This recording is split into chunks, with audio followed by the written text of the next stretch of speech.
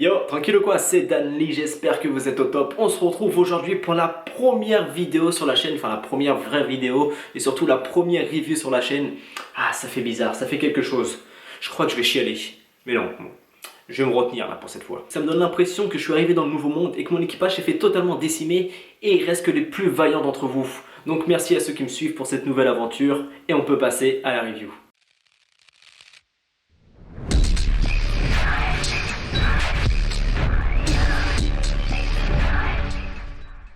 Donc cette semaine, encore un excellent chapitre. En ce moment, on n'a que des masterclass et ça fait vraiment plaisir. C'est vraiment agréable de lire One Piece en ce moment.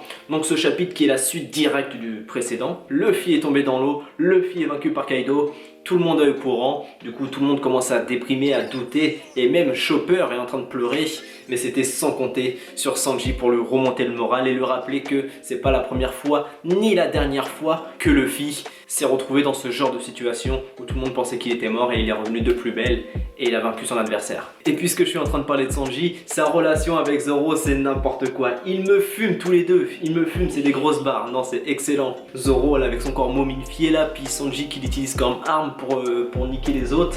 Sanji il respecte rien. Même la petite réflexion sur Zoro quand Sanji dit qu'il vaut 10 hommes et Zoro le reprend en disant qu'il en vaut plutôt 2000. Ça me fait penser à l'arc Zou quand Luffy avait dit que Sanji valait 1000 hommes, c'est pour ça qu'il allait le chercher. Et là du coup c'était obligé que Zoro surenchérisse ce qu'avait dit Luffy sur Sanji à ce moment là.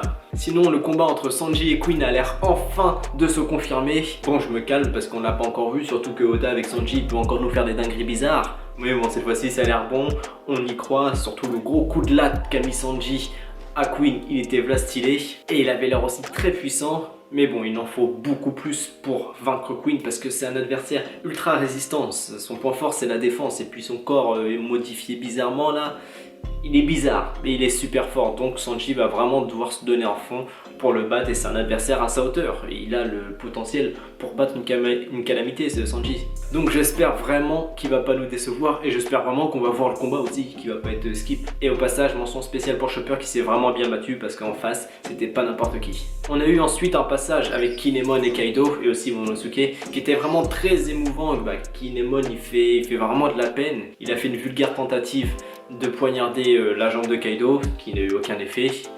On a eu un léger flashback sur sa relation avec Momonosuke lorsque celui-ci devait l'appeler père, mais que Kinemon lui au retour avait du mal à l'appeler fils, enfin lui manquait de respect entre guillemets. Et puis cette scène où Kinemon se fait littéralement poignarder, oh là là, c'était beau en plus tout en noir comme ça, mais ça ferait vraiment de la peine pour le personnage. Après du coup question, est-ce que Kinemon est mort ?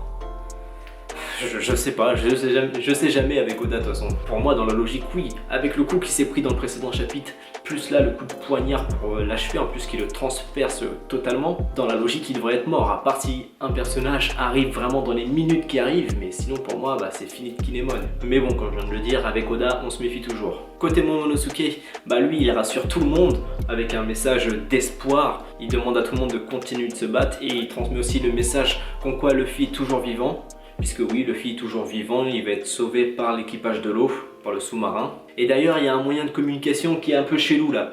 Luffy qui parle par la télépathie à Momo, Momo qui entend la télépathie de Luffy, mais Luffy aussi parle à la télépathie à, comment il s'appelle, à l'équipage des sous-marins, là, à l'équipage de l'eau. Il y a un truc chelou. Enfin d'ailleurs, je suis en train de préparer une théorie là-dessus. Ça fait déjà quelques temps que je l'ai en tête. Pour moi, c'est tout simplement du haki.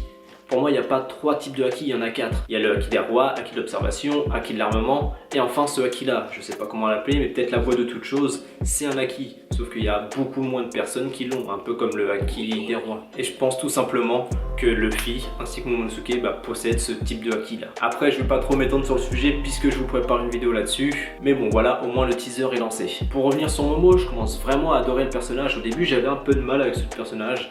Après, je l'aimais bien, mais voilà, sans plus quoi. Mais au fur et à mesure où on avance dans l'arc, et je commence vraiment de plus en plus l'aider, je trouve son écriture est juste bien faite. Donc ouais, Momo, franchement, à la fin de Wano Kuni, ça va vraiment être un goth. On a eu aussi le droit à une petite case où on voit Nami qui parle à son Climattack. En fait, c'est tout simplement l'âme de Zeus qui est rentrée dans le Climattack peut-être au dernier moment à la place d'être rentrée par, je sais plus comment il s'appelle, le nuage féminin de Big Mom. Pas de surprise, enfin surtout pour moi, même si Zeus paraissait mort, pour moi c'était sûr et certain que Oda allait trouver un subterfuge pour faire en sorte que Nami et Zeus Je savais pas c'était lequel, bah du coup c'est qu'il est directement dans le Clim Attack. Donc c'est cool, Nami avait besoin selon moi d'un power-up. Zeus, elle a créé une relation avec lui, le power-up est logique et totalement validé pour moi, donc c'est cool. Autre truc qui était cool, c'est quand Law a parlé de Luffy. Il sait très bien que Luffy va s'en sortir. Alors pourtant c'est Kaido en face, il s'est battu contre Kaido, il sait de quoi il est capable, mais puisqu'il a côtoyé Luffy, il sait que c'est le genre de gars capable de faire des miracles. Et ça fait toujours plaisir, tu vois, c'est comme tout à l'heure quand Sanji parlait de Luffy, bah là même Law qui le disent qu'il a beaucoup de fierté, Law, ça fait aussi plaisir. Et du coup il décide de s'allier à Kid pour faire face à Big Mom. De toute façon c'était sûr qu'il allait pas prendre Big Mom en 1v1, enfin 2v1 avec Killer, c'était sûr que Law allait les aider. Et du coup ça nous fait rappeler directement à l'arc Shabondi où Law et Kid ont fait une alliance contre le pacifista. Oda sait très bien qu'on adore ce genre de petits détails, ce petit clin d'œil.